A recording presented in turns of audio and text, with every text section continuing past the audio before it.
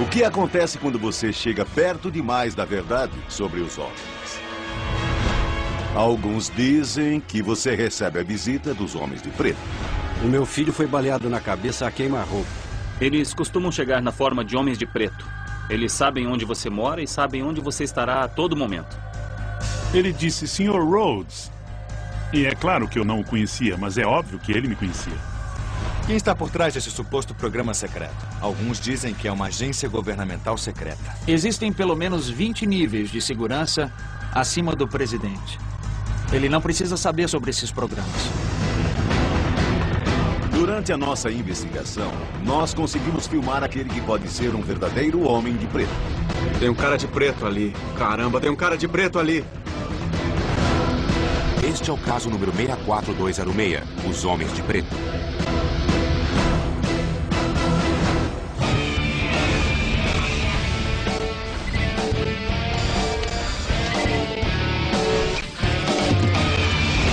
Caçadores de OVNIs.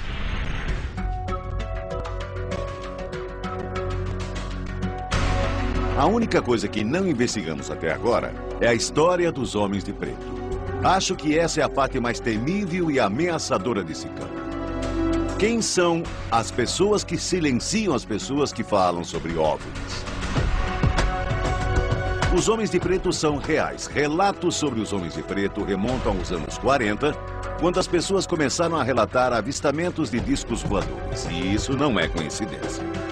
Bom, eu sempre achei que fossem só um mito. Afinal, o que sabemos sobre os homens de preto? Se são reais, são mais misteriosos do que os OVNIs. Há toneladas de imagens de vídeos de OVNIs. E sabemos deles nos noticiários. Mas a mesma coisa não ocorre com os homens de preto. Tudo o que sabemos sobre eles, pelo menos o que o público em geral sabe, é pura ficção. O meu grande desafio nessa investigação será separar a ficção científica dos fatos científicos. Se os homens de preto são reais, por que não são citados na grande maioria dos avistamentos de OVNIs?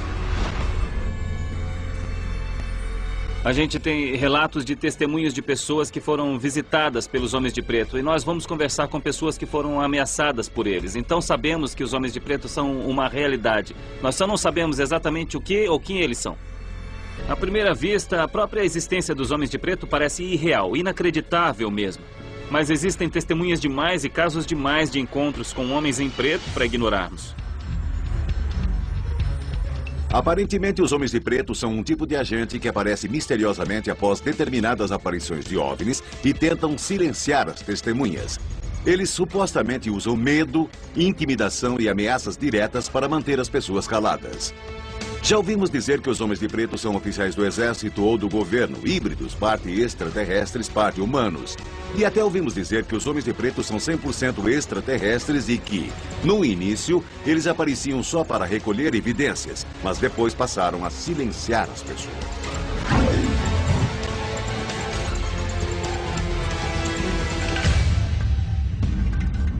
Foi um pouco antes do Natal, em 1987, e 4 objetos voaram em disparada sobre o shopping. E comecei a receber visitas de pessoas.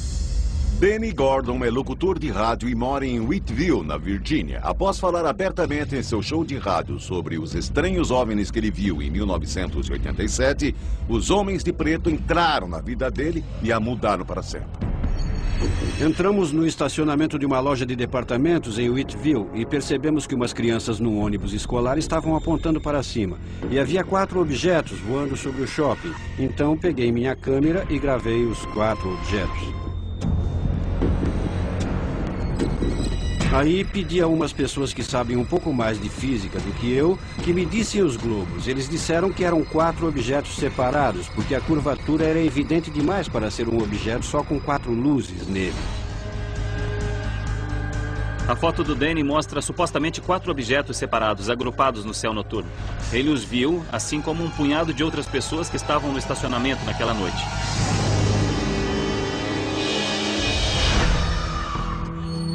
Eu era o único que estava lá falando abertamente sobre o que estava vendo, mandando informes para a Associated Press e a United Press. Então eu estava narrando o que via e eu nunca dei muita bola, não achei que voltaria para me assombrar. Dentre todas as outras testemunhas que viram o objeto naquela noite, Danny Gordon era o único locutor. Milhões de pessoas estavam ouvindo sobre o avistamento que ele teve. E pouco tempo depois, coisas estranhas começaram a acontecer na vida de Danny Gordon. Eu havia sido convidado para ir a Virginia Beach para falar à United Press International. Levei as fotos para mostrar a eles, mas deixei os negativos em casa. Eu deveria me encontrar com o pessoal na base naval Oceana e no quartel-general da CIA.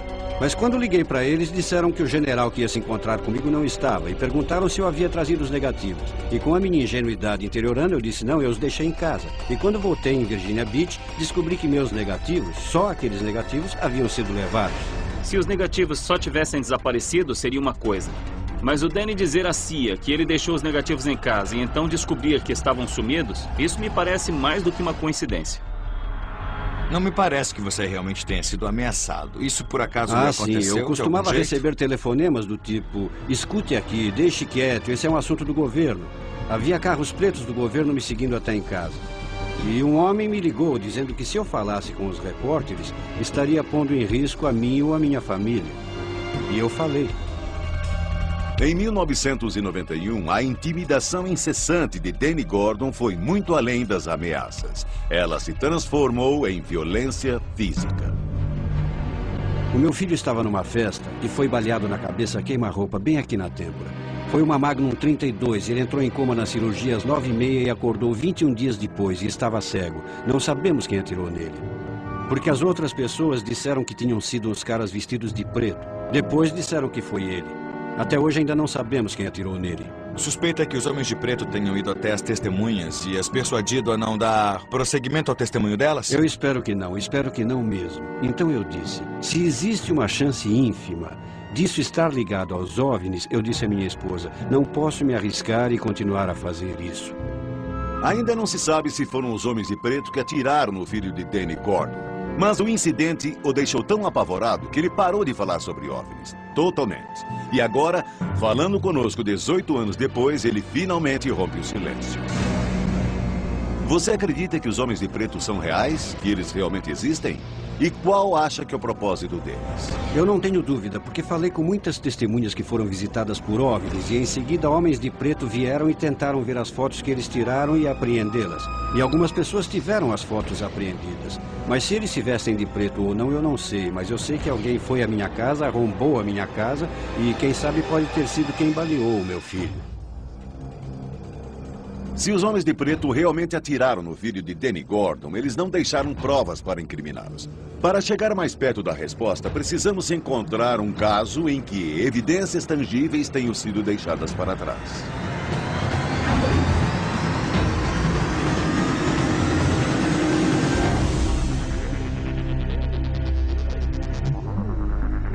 Eu sou Timothy Beckley e tirei uma das únicas fotografias de um autêntico homem de preto.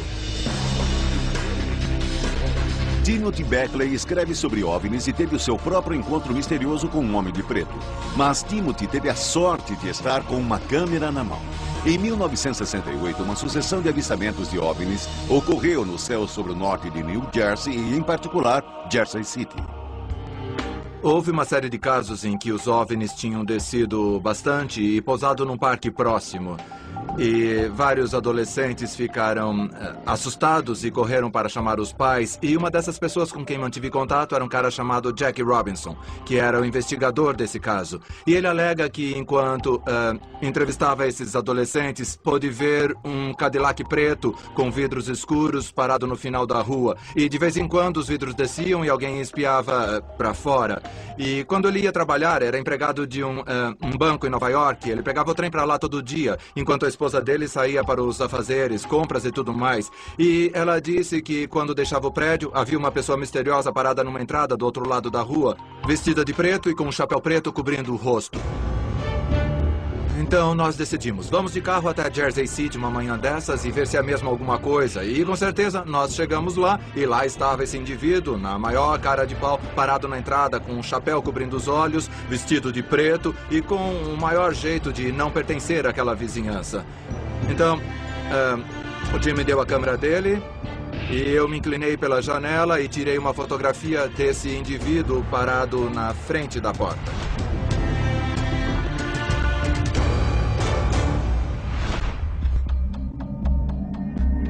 Mas o que faz você pensar que esse é um homem de preto e não só um homem de terno preto que, por acaso, está na rua todo dia? Bom, é uma área residencial onde você conheceria todo mundo que mora no bairro e também, especialmente nessa época em que todos conheciam seus vizinhos, quem morava na porta ao lado, quem morava no andar de cima, e essa pessoa não se encaixava. Então nós decidimos pegar o carro, dar a volta pela esquina, sair dele e confrontar esse indivíduo e descobrir por que ele estava parado naquela esquina, naquele prédio. Demos a volta no quarteirão, paramos o carro e ele tinha sumido. E o carro preto em que ele pode ter chegado também tinha sumido. Ele desapareceu, praticamente sumiu no ar. De alguma maneira, Timothy conseguiu pegar o suposto homem de preto de surpresa. Isso é histórico. Pela primeira vez mesmo, um homem de preto foi registrado numa fotografia. Tim Beckley tirou uma foto de um homem de preto. Mas e se for só isso? Uma fotografia de um homem que por acaso estava vestido de preto? Você tem certeza de que os homens de preto são reais? Que isso é real? Que isso não é um mito? Que não é uma coisa que alguém inventou? Não, não é mesmo. Eles existem mesmo. E essa fotografia é uma prova.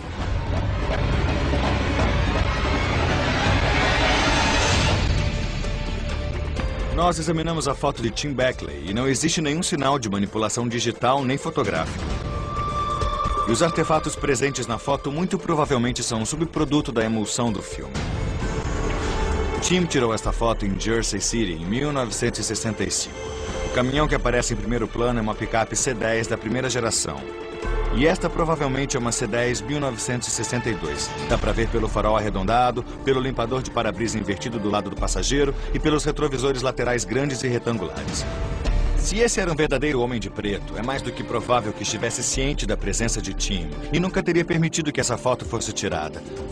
Ou, já que essa é uma vizinhança urbana, comercial, com estacionamento de rua e trânsito, ele pode não ter notado a presença de Tim ou simplesmente queria se fazer notar.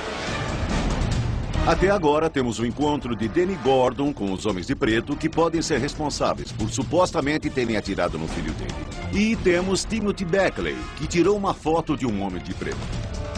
Até agora, os homens de preto têm feito ameaças à distância. O que precisamos fazer agora é ir mais fundo e achar alguém que tenha sido ameaçado diretamente pelos homens de preto. 2 homens de preto se aproximaram de mim, eles me olharam e disseram: "Nós o veremos de novo em breve." Eu sou Johnny Sanders e faz 34 anos que sou intimidado pelos homens de preto.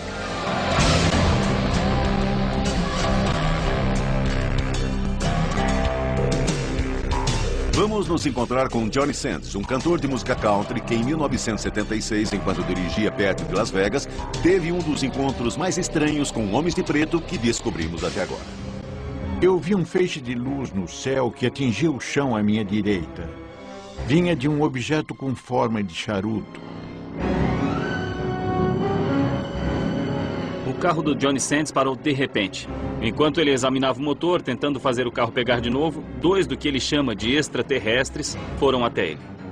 E quando eles foram chegando perto de mim, eu comecei a correr, mas percebi que não me movia. Eles tinham olhos muito penetrantes. A boca deles era pequena e cheia de vincos, parecendo homens desdentados, mas tinham um nariz grande e largo e parecia que tinha uma coisa se projetando para fora do rosto deles.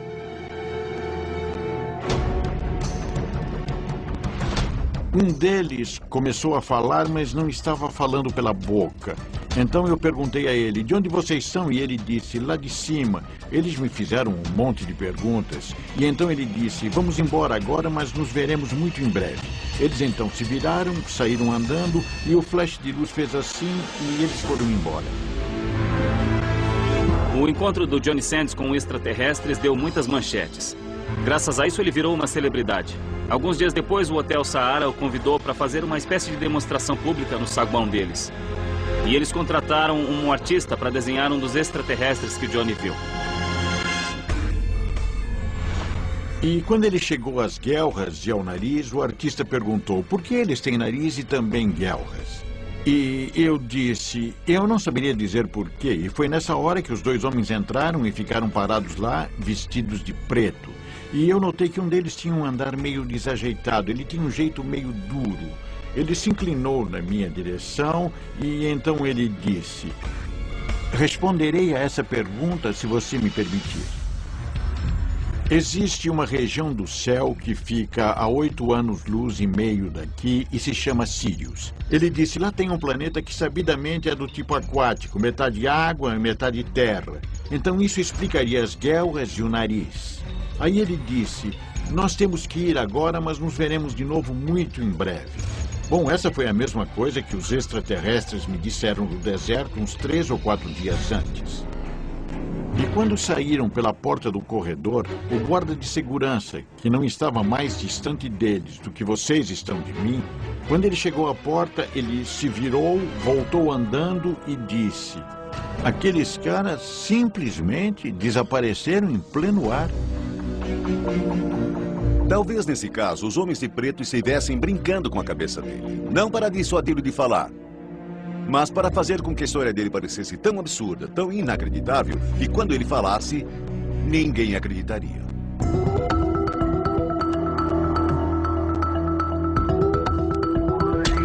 Johnny, este é Mike Brazel. Oi, Mike. É um prazer. Oi, como vai? Johnny, nós convocamos Mike Brazel, um desenhista forense, para conseguirmos ter uma ideia da aparência desses homens de preto.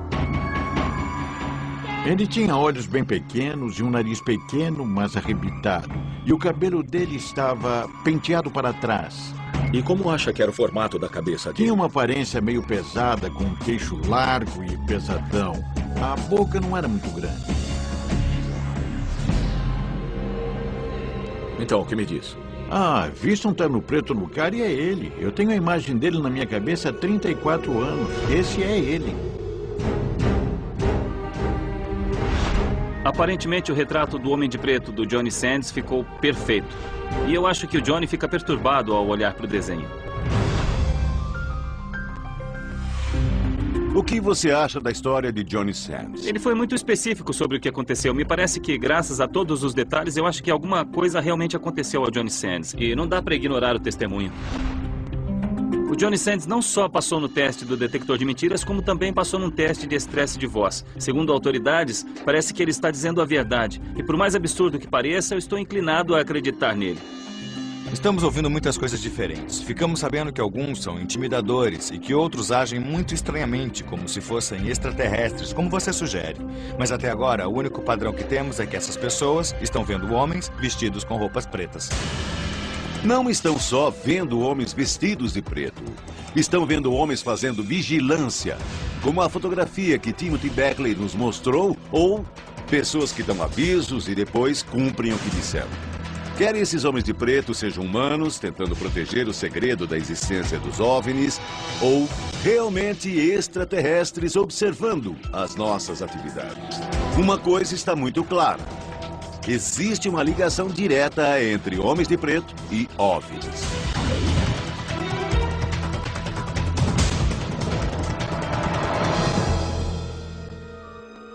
Nós paramos no acostamento da estrada perto das cavernas do Grand Canyon e havia 2 homens, dentro de um carro preto, bem ali onde nós planejamos encostar. Eu me chamo John Rhodes e já fui abordado pelos homens de preto.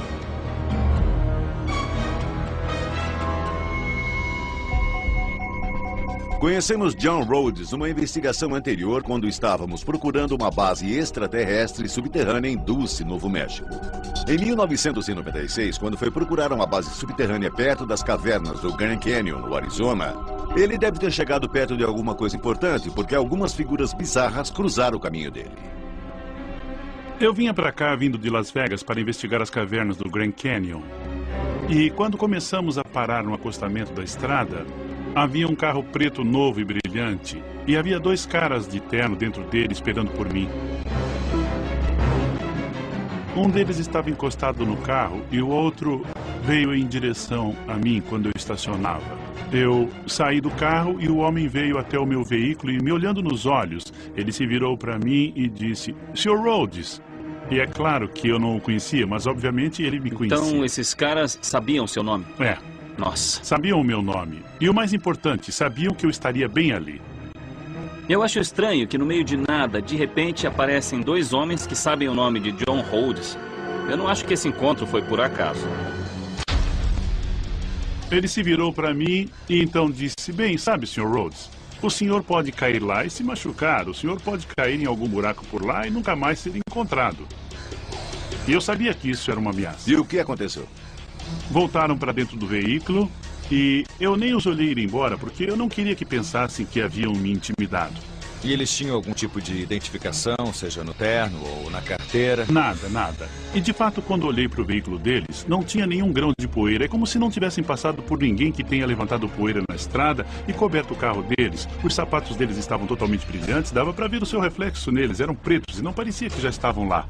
Na verdade, parecia que eles tinham saído do carro pela primeira vez. Um carro novo em folha. Roupas, sapatos novos em folha, tudo, absolutamente tudo novo. Me parece mais do que estranho que no meio do deserto eles não tivessem poeira no carro, nenhuma poeira nas roupas. Como se explica isso? Não dá. Por que queriam avisá-lo sobre esta área? O que estava procurando? O que tem aqui? Você precisa se lembrar que já se fez o levantamento topográfico de apenas 3,3% de todo o Grand Canyon. Isso significa que por volta de 96% dele, quase 5.000 quilômetros quadrados, nunca tiveram pés humanos pisando neles. Eu acho que alguns desses antigos sistemas de cavernas nesse calcário, por centenas de quilômetros quadrados, são um lugar perfeito para construir instalações militares subterrâneas. Não é preciso escavar nenhuma terra, é só ocupar um lugar já escavado. E se estão ligados por passagens nas cavernas ou por túneis naturais, seria perfeito que existissem nessa região calcária. Então a geologia da região das cavernas do Grand Canyon é condizente com cavernas subterrâneas, com túneis subterrâneos e, segundo John Rhodes, uma rede de bases subterrâneas, talvez ligando o Grand Canyon com Dulce e a Área 51, que supostamente são polos de engenharia reversa e tecnologia extraterrestre. Isso é incrível. Se a teoria de John estiver correta de que existem túneis ligando todas essas bases extraterrestres subterrâneas, será que é por isso que os homens de preto estão se mostrando? Se estou intimidado? Eu diria que estou mais intimidado por vocês.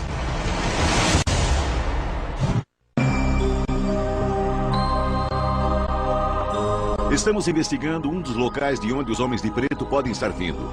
Nós conversamos com alguém que afirma que existe uma rede de túneis interligando uma rede enorme de bases extraterrestres subterrâneas secretas. Se isso for verdade, o governo americano deve saber de sua existência e muito provavelmente está em conluio com eles. E se é esse o caso, deve haver uma documentação disso em algum lugar.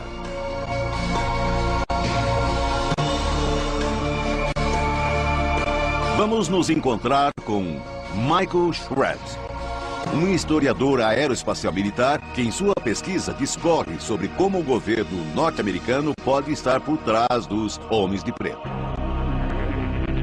Então, Mike, vamos direto ao assunto. Quem são os homens de preto e quem paga o salário deles? O que dizem, Bill, é que os homens de preto são uma operação ou organização secreta do governo.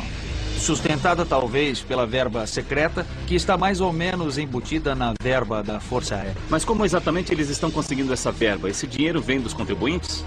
Eles provavelmente recebem sua verba, como muitos desses outros programas recebem a verba deles, de falsas organizações de fachada.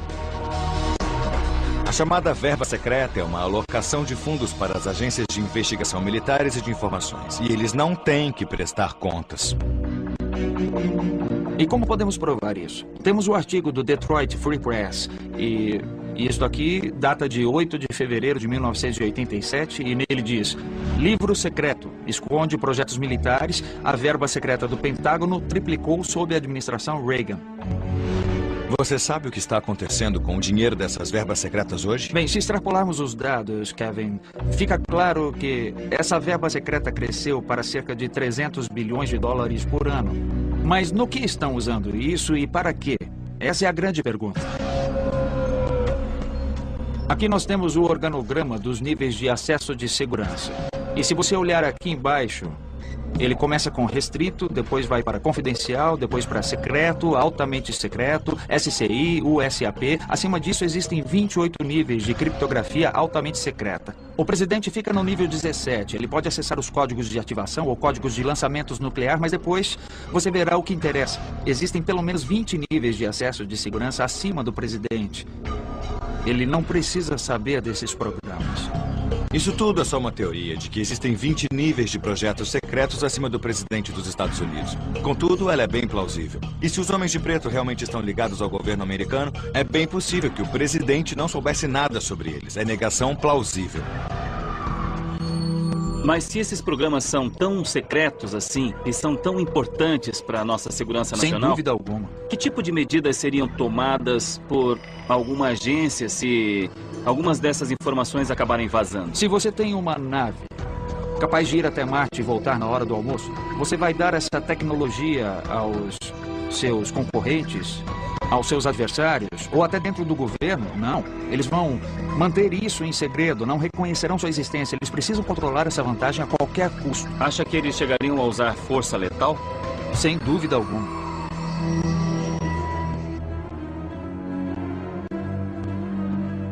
Os investigadores que chegaram mais perto da verdade sobre os homens de preto morreram em circunstâncias misteriosas.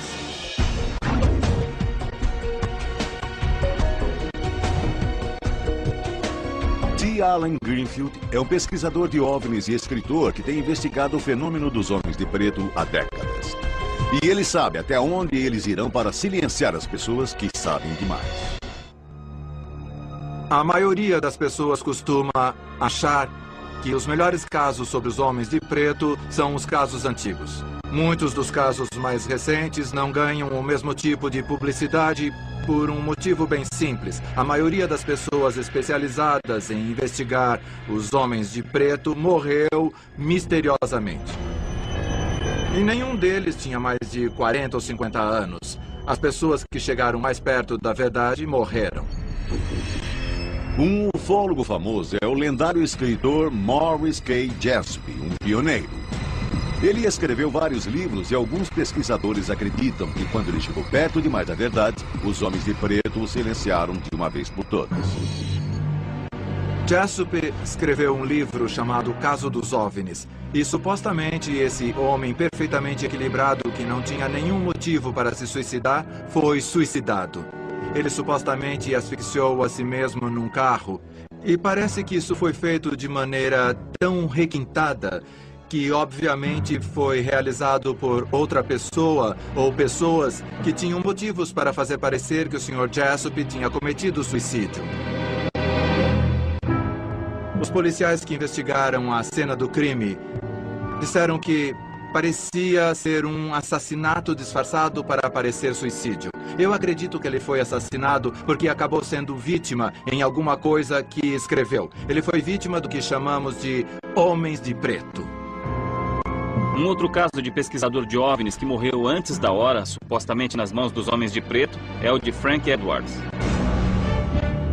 Em certa época na vida, Frank trabalhou na Mutual Radio Network como locutor.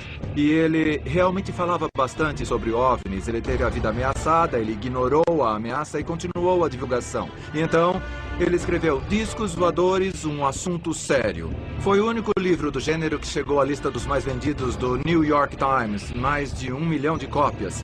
E pouco depois disso, ele virou para a esposa e disse: Mary, eu estou com uma sensação muito estranha. Descobriram a causa da morte? Disseram que foi falência cardíaca, mas ele não tinha nenhum dos sintomas comuns que se associaria a um ataque cardíaco. Eu acho que foi algum tipo de envenenamento e foi um alerta a todos nós que levamos a sério a ufologia. A polícia declarou que a causa da morte de Frank Edwards foi um aparente ataque cardíaco. Contudo, clinicamente, um aparente ataque cardíaco e um ataque cardíaco, de fato, são duas coisas completamente diferentes. E pouco depois disso veio a terceira fatalidade. Jim Kidd escreveu um livro chamado Livro dos Casos sobre os Homens de Preto. Ele morreu devido a um tornozelo machucado. Não havia nada de errado com ele. Era jovem, tinha ótima saúde, torceu o tornozelo e morreu. Segundo estudos recentes, lesões simples como tornozelos torcidos podem aumentar o risco de coágulos sanguíneos, apenas porque o sangue tende a ficar estagnado na região da lesão. Então, morrer de tornozelo torcido, embora raro, é possível. Talvez ele tivesse um coágulo na perna, talvez não. O mais provável é que ele morreu porque falou demais a respeito dos homens de preto. É sempre bom vê-lo. Tome cuidado. Obrigado, Ali. Valeu. Muitíssimo obrigado.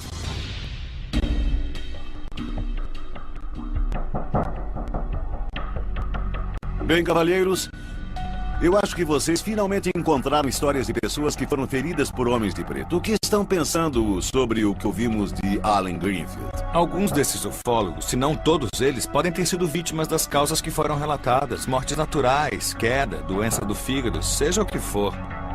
Pessoas morrem prematuramente e, quando morrem, sempre estarão no meio de algum trabalho. E se este trabalho tem alguma coisa a ver com OVNIs, acho que é muito fácil presumirmos que isso teve algo a ver com a morte. Não existem tantos ufólogos assim no mundo, não é? E por que não tiveram uma morte natural e tranquila? Essas foram mortes muito estranhas e misteriosas. Eu não tenho dúvida alguma de que existe uma tendência aí. No fim de tudo, Allen nos contou sobre 7 ufólogos que tiveram uma morte prematura no auge de suas carreiras. 7 ufólogos que falavam abertamente na mídia, como Danny Gordon. Isso não é uma coincidência. Existe uma ligação aqui. Uma coisa que precisamos fazer é achar mais testemunhas que nos levem ao lugar onde encontraram um homem de preto. Encontraram um lugar onde existem homens de preto. Encontraram um lugar onde haja homens de preto protegendo alguma coisa. E ver se nós podemos trazer homens de preto a nós. Aviso.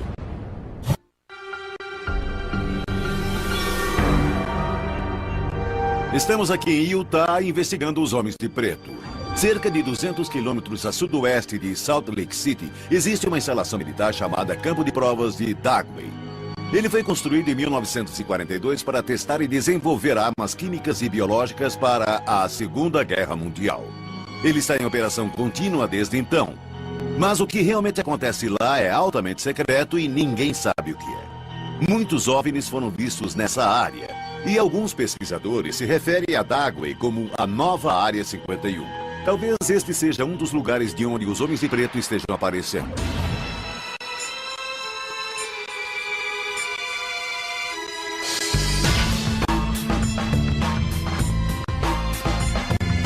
Olá. Kevin? Oi. Pat? Oi, Dave. Muito prazer. Dave Rosenfeld é um pesquisador de OVNIs de Utah que tem investigado o campo de provas de Dagway há muito tempo.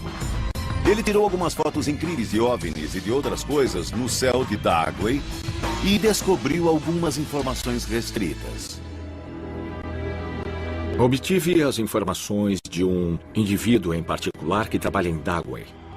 E as informações foram datas, horas e locais de testes.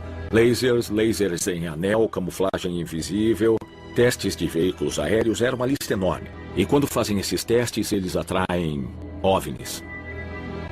O Dave postou essas informações num site público, então alguma coisa aconteceu.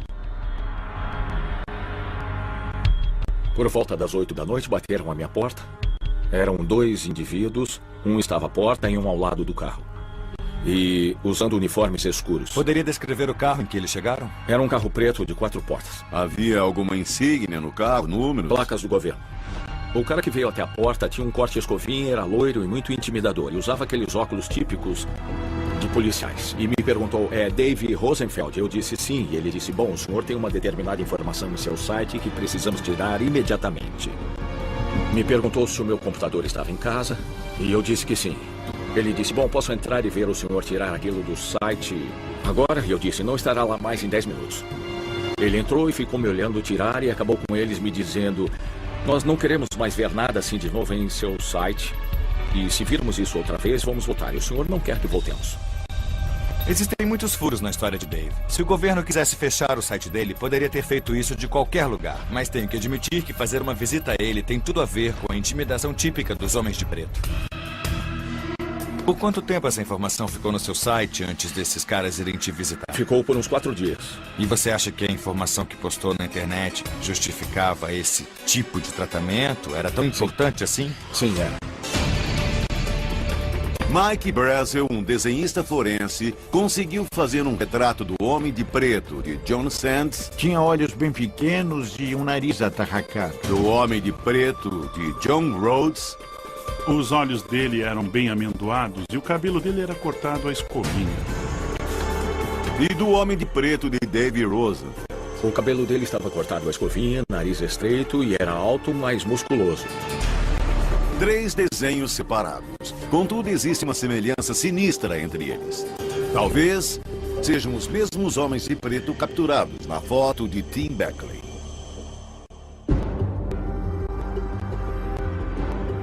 Está claro que existe uma ligação entre OVNIs e homens de preto em Dagway. Ela está mesmo começando a aparecer a nova Área 51. Talvez exista um contingente de homens de preto saindo de Dagway. Mas só existe um jeito de saber. Nós temos de ir lá.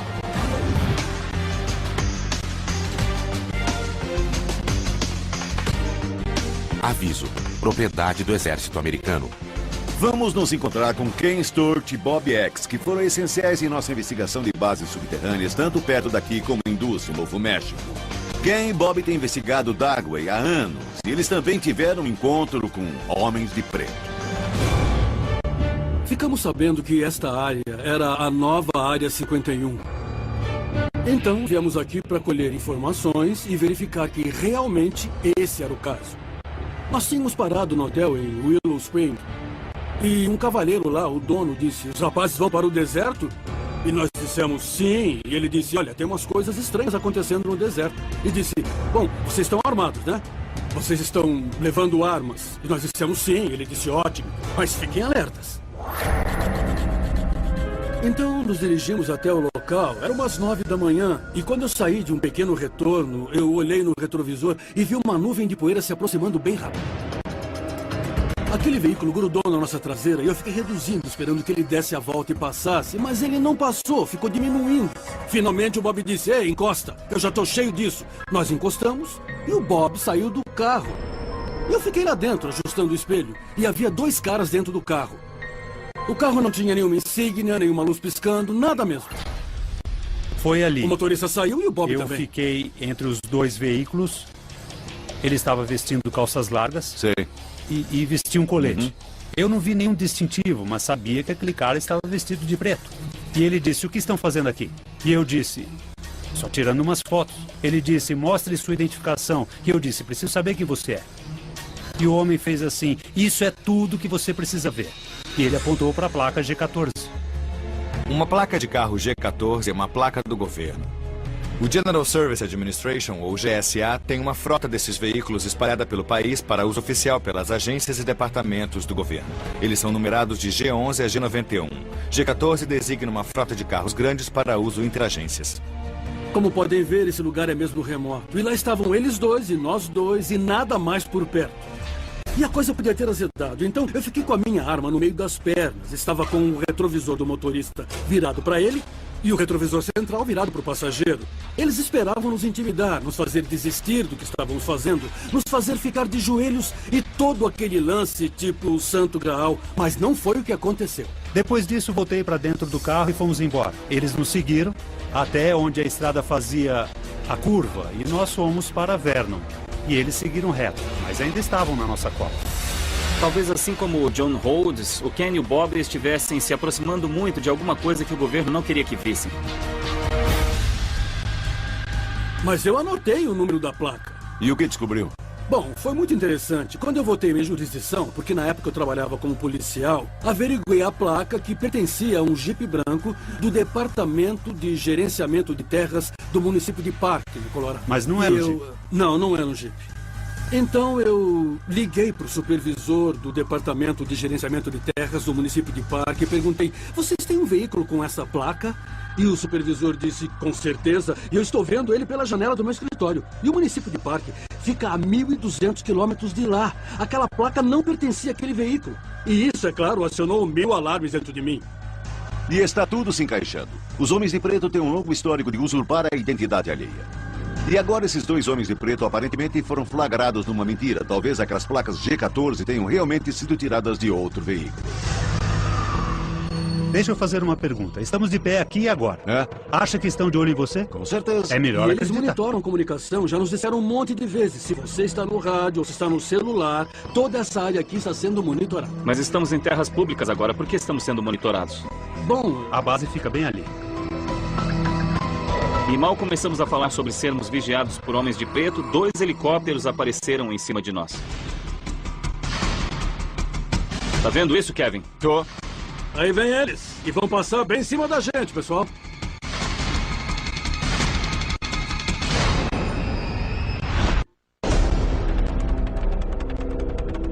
Tá vendo isso, Kevin? Tô. Aí vem eles. E vão passar bem em cima da gente, pessoal. Estamos perto do campo de testes de Dagway, em Utah. Alguns o estão chamando de a nova Área 51. Pesquisadores acreditam que há evidências de que faz engenharia reversa aqui. E eu não acho que seja coincidência de que assim que começamos a falar dos homens de preto, helicópteros escuros aparecem. Não é irônico eles escolherem esse local para sobrevoar? Você acha que são pretos? Tá vendo alguma insígnia neles? Não, não tô vendo. Aquilo não é verde militar. Não é verde militar. Não, não é. E não tem nenhuma insígnia. Está vendo algum número na cauda? Não, mas eu diria que eram pretos. Eram helicópteros pretos, sim? É, isso é muito esquisito, hein? Eu já trabalhei com muitos Chinooks e eles são verde militar.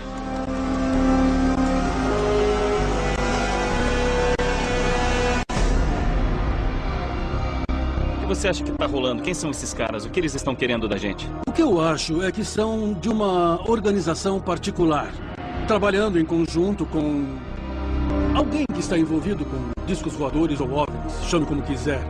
Isso dá ao governo negação plausível. Em outras palavras, você tem um projeto e você o passa para uma empresa privada. E eles fazem um trabalho sujo para você. Eu acredito que o ET está aqui. Eu acredito que o nosso governo sabe disso.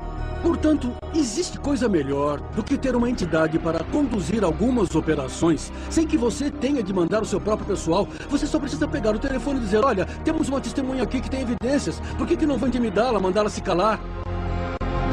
Entregar as evidências ou, por último, mais ou menos importante, silenciá-la para sempre? Tem um cara de preto ali. Caramba, tem um cara de preto ali.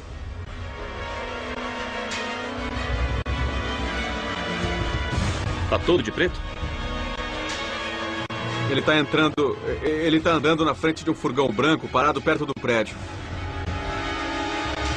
Tá dando marcha ré.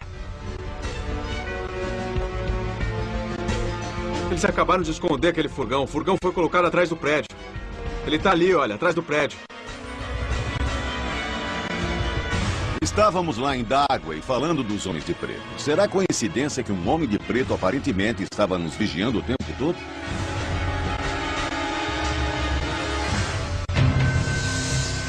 É o seguinte, não há como negar que homens de preto estavam vigiando a gente. Entre a foto, todas as testemunhas oculares e os helicópteros, e agora isto, me parece que existe um elo militar muito forte com os homens de preto. Como investigadores, chegamos mais perto dos homens de preto do que qualquer um. Ouvimos histórias de ameaças e de intimidações, e nós mesmos tivemos um gostinho disso.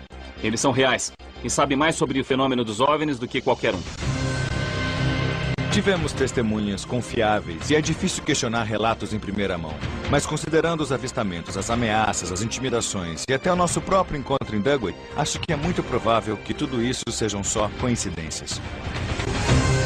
Entre os helicópteros fazendo um voo de rotina e um homem da manutenção trabalhando no local, como muitos avistamentos de OVNIs, estes são apenas encontros ao acaso. Vocês estão esquecendo o mais importante, que os projetos secretos que empregam os homens de preto tornaram-se tão secretos, tão ocultos e tão encobertos por mentiras e distorções que nem sequer os homens de preto se dão conta de que são homens de preto. Os homens de preto estão por aí desde a década de 50 e na comunidade ufológica existe todo tipo de histórias repletas de ameaças, coações e até violência física. Quando chegamos perto demais, até nós fomos abordados por homens de preto. Nós sabemos o quanto eles são impiedosos e nós sabemos que eles estão guardando um segredo e que farão qualquer coisa para evitar que essa verdade seja descoberta.